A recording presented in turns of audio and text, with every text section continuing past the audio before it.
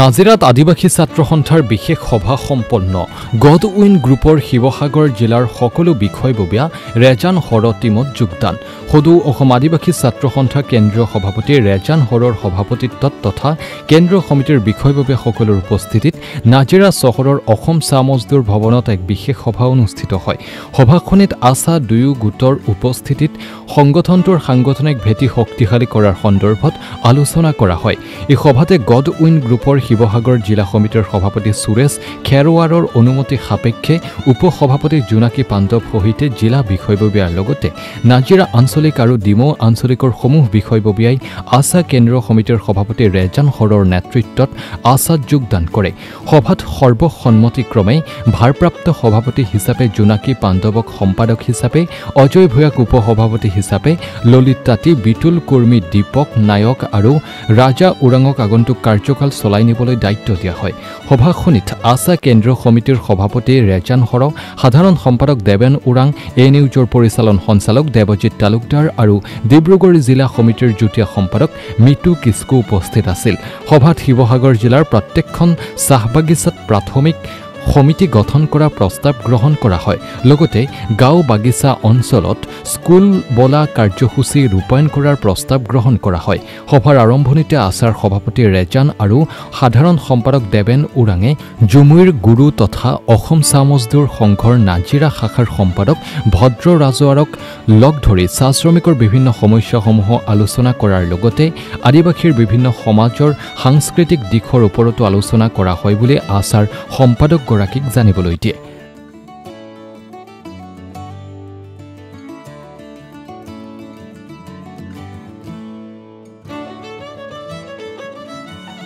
হয় আজি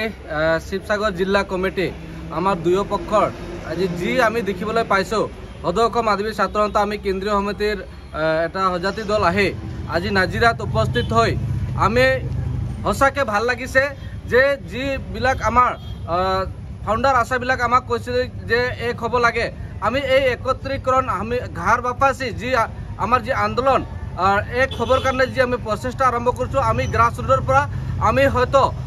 জিলা পৰ্যায় আঞ্চলিক পৰ্যায় ইউনিট পৰ্যায় সকলোৱে এক নিজা অন্তৰেৰে আহিছে আৰু আজি শিৱসাগৰ জিলা এটা অসমত উদাহৰণ হ'ব আৰু আজি আমি জোনাকী পাণ্ড আৰু আমাৰ অজয় ভূঞা সেক্ৰেটাৰী প্ৰেচিডেণ্ট হিচাপত আজি যি ভাৰপ্ৰাপ্ত হিচাপে 3 মাহ আমাক দায়িত্ব দিছোঁ ইহঁতক আৰু এই 3 মাহৰ ভিতৰতে অল অসমত যিমান আমাৰ সংগঠনৰ বেলেগ বেলেগ জিলাত যিবিলাক আছে অন্য দল আমাৰ অন্য গোটৰ ইহঁতকো আমি আহ্বান কৰিছোঁ এনেকৈ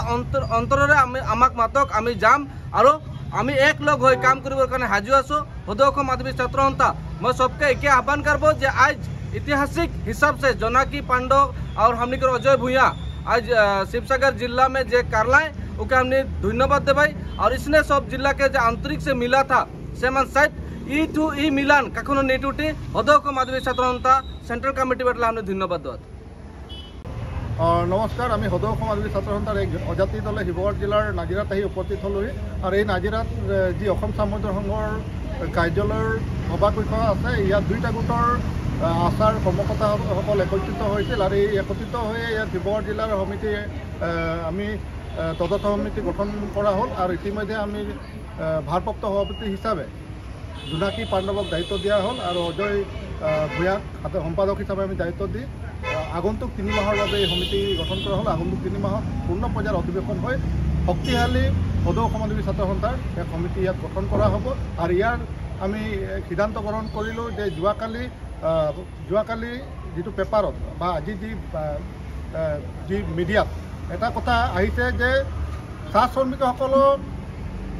যি বাৰ্ষিক আয়ৰ প্ৰমাণপত্ৰ উলিয়াব হ'লে পুলিচ ভেৰিফিকেশ্যন লাগিব। এই কাৰ্য আমি কেতিয়াও মানি নলওঁ, কাৰণ চাহ শ্ৰমিকসকল কেতিয়া মানে তেওঁলোকে আৰক্ষী থানালৈ আহিব, তেওঁলোকৰ সময় নাই, তেওঁলোকে 8 ঘণ্টা ডিউটি কৰে। গতিকে এই কাৰ্য আমি কেতিয়াও মানি নলওঁ আৰু এই যি সিদ্ধান্ত চৰকাৰে গ্ৰহণ কৰিছে এই সিদ্ধান্ত বাতিল কৰি আমি সদৌ অসম আদিবাসী ছাত্ৰ সন্থাই দাবী জনাইছোঁ। আৰু আজি দেখিবলৈ পোৱা গ'ল যে আচাৰ ইতিহাসত প্ৰথমবাৰৰ কাৰণে মহিলাক দায়িত্ব দিয়া হৈছে এনে পদত। হয়, এটা আজি ঐতিহাসিক সিদ্ধান্ত আৰু আমাৰ এটা ঐতিহাসিক ক্ষণ বুলি আমি ক'ব বিচাৰোঁ। আজি সদৌ অসম আদিবাসী ছাত্ৰ সন্থাৰ সন্মানীয় সভাপতি ৰেজেন হৰৰ উপস্থিতিত আজি শিৱসাগৰ জিলাৰ এগৰাকী আমি নেত্ৰী এগৰাকী ছোৱালীক আমি আচাৰ গুৰু দায়িত্ব আমি অৰ্পণ কৰিছোঁ। এইটো ঐতিহাসিক ক্ষণ আৰু আমি আশা কৰিছোঁ যে জোনাকী পাণ্ডৱ এই ছোৱালীজনী আমাৰ লগত বহুত দিনৰ পৰা কাম কৰি আহিছিল, প্ৰায় 15 বছৰ ধৰি আচাৰ কাম কৰি আহিছে সক্ৰিয় সদস্য হিচাপে। গতিকে আজি তাইক যি দায়িত্ব দিলোঁ সি সুচাৰুৰূপে পালন কৰি যাব বুলি আমি সদৌ অসম আদিবাসী ছাত্ৰ সন্থা কেন্দ্ৰীয় সমিতি আশাবাদী।